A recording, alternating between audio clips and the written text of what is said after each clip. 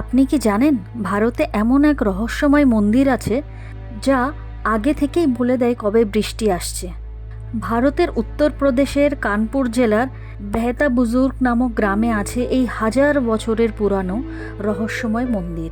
স্থানীয়রা মনে করেন আনুমানিক নবম বা দশম শতকে এটি তৈরি হয়। মূলত এটি জগন্নাথ মন্দির। দেখতে সাধারণ মন্দির, কিন্তু এর ভেতরে ঘটে এমন এক অদ্ভুত ঘটনা যা মানুষকে অবাক করে দেয়।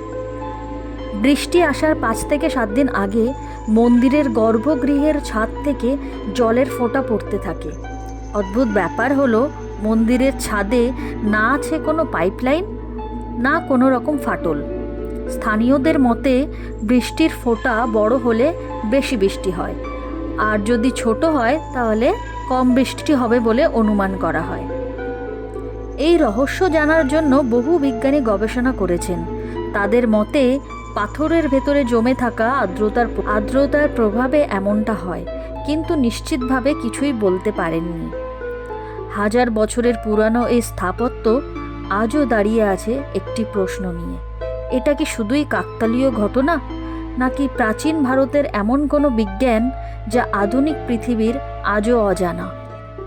এরকম অজানা তথ্য জানতে, নতুন নতুন জায়গা সম্পর্কে জানতে আমার চ্যানেলটিকে সাবস্ক্রাইব করো। আর যদি ভিডিওটি ভালো লাগে তাহলে একটা লাইক দিয়ে পাশে থেকো। ধন্যবাদ।